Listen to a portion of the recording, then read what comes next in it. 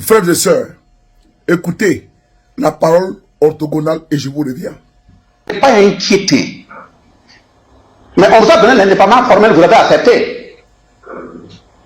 On vous fabrique un papier qu'on va appeler la constitution.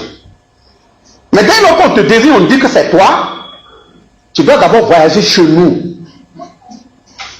Puis il voyage. Notre président est parti en voyage. Et puis la présidente fait un communiqué. Et on le reçoit dans des salles assez obscures. Bassolma Bazier, président de la Commission nationale de l'Alliance des États du Sahel au Burkina Faso. Frères et sœurs, la France-Afrique, oui, la France-Afrique. Comment l'Afrique a été pillée? Oui, le système Foucault a été mis en place. C'est maintenant de l'autorité publique. Pour ceux qui ont lu le livre de Robert Bourgi, qui était l'homme qui transportait les mallettes, sans oublier les reportages, sans oublier les témoignages de l'ancien président français Jacques Chirac.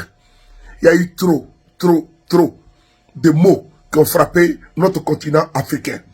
La France-Afrique a pillé, a siphonné nos richesses, nos caisses.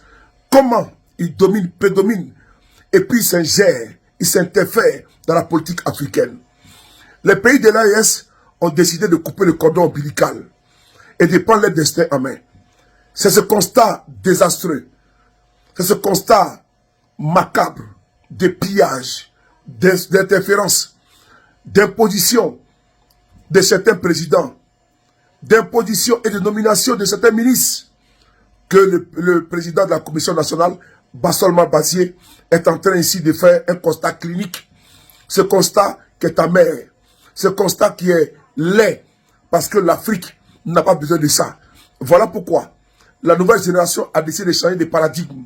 Et ça ne plaît pas à beaucoup, parce que on a enlevé le biberon dans la bouche de ceux-là même, de ces papis, qui, pendant que les Africains meurent de faim, ils n'ont pas d'eau potable, eux, ils boivent du champagne, ils fument des cigares, ils mangent du renard, ils mangent du caviar.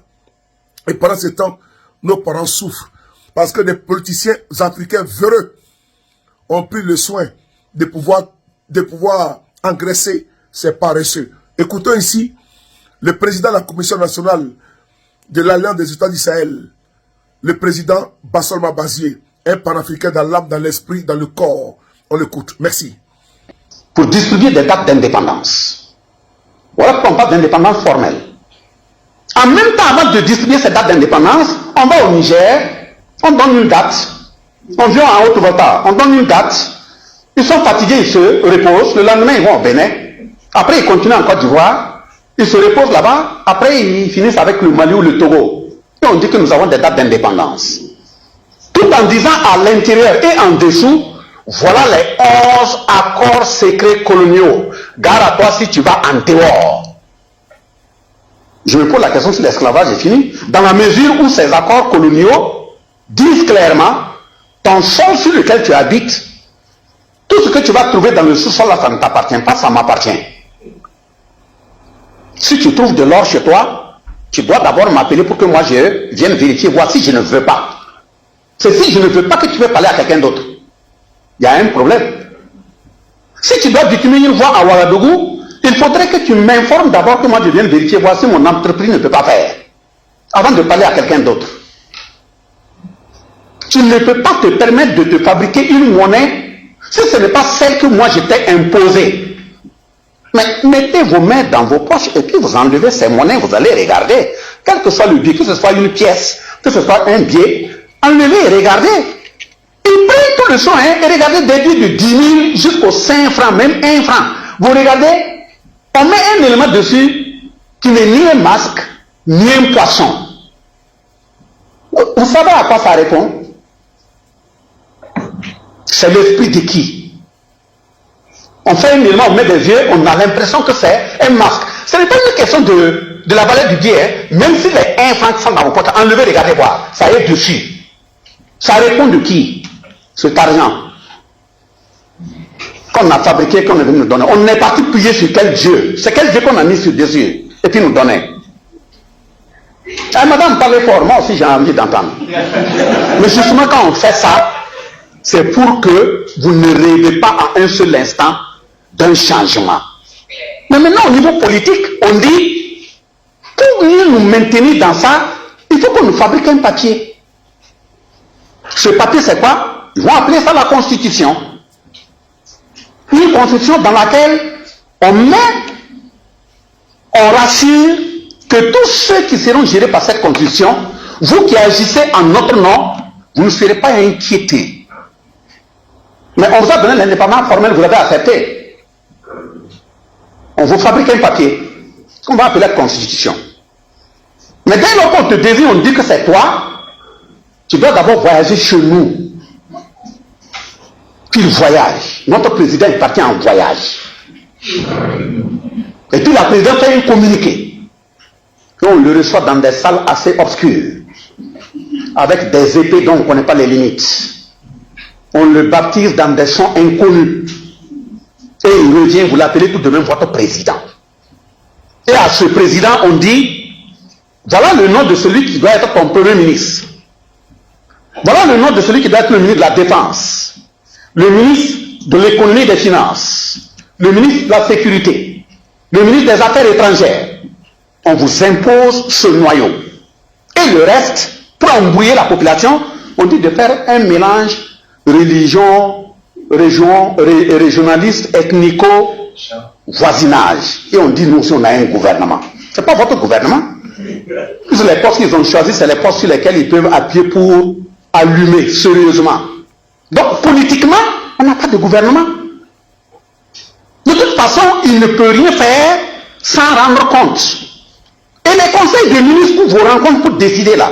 On met ça dans un jour de la semaine où, avant d'entrer en conseil des ministres, il faut que le contenu des points sur lesquels vous devez discuter soit validé ailleurs. Validé d'abord. Un dossier qui n'est pas encore validé ou n'ont pas eu le temps de valider, vous mettez ça de côté.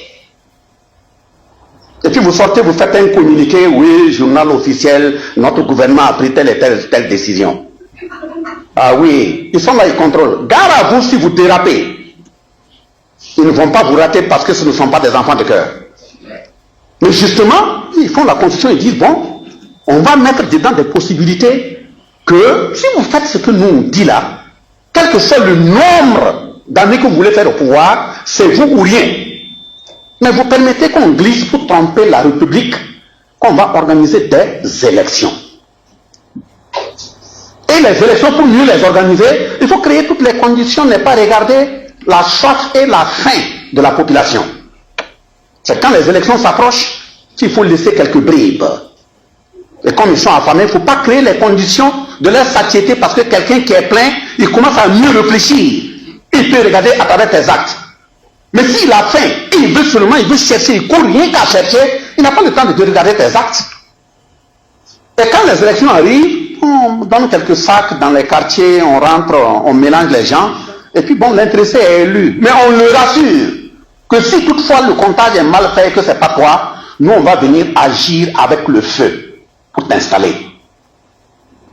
En ce moment-là, tu agis là, ils ont aussi préparé en dessous quelques gens qui portent la tenue, on dit qu'ils ont fréquenté chez eux, ils ont toutes les adresses.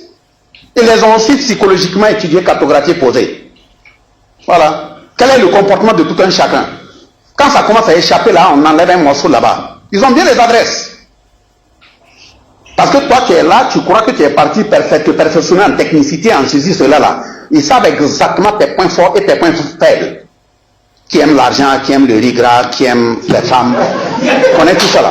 Qui c'est sur cette base-là qu'on choisit les gens.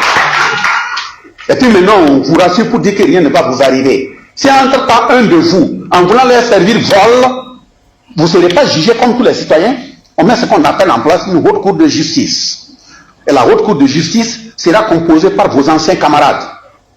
Vos anciens camarades ministres, vos anciens camarades députés, de sorte que le jour de jugement, quand ça s'approche une semaine là, ils font tout en bas, un qui est à la retraite meurt. On dit que la cour n'est pas complète, il faut le composer. Ils ont le temps de traverser les frontières, bouffer ce qu'ils ont à bouffer avant de revenir. C'est ça que vous appelez votre constitution? On n'a pas de constitution. Le rôle de la jeunesse ici, au plan politique, c'est de battre et se battre, imposer une voie par laquelle les dirigeants doivent faire en sorte d'avoir une constitution qui est véritablement l'aspiration profonde de l'ensemble des éléments du peuple. C'est sur cette base qu'on peut fonctionner. Mais maintenant, dans la même constitution, il faut faire en sorte, après les distinguos, de lavage intellectuel pour que les gens puissent ne plus être enfoncés dans des questions de légalité, de légitimité, de... Qu'est-ce que vous appelez légalité, légitimité? La légitimité, c'est l'ensemble des actions qui doivent permettre au peuple de vivre de façon bienséante. Et la légalité, c'est le traitement de l'ensemble des citoyens de façon égalitaire devant la loi.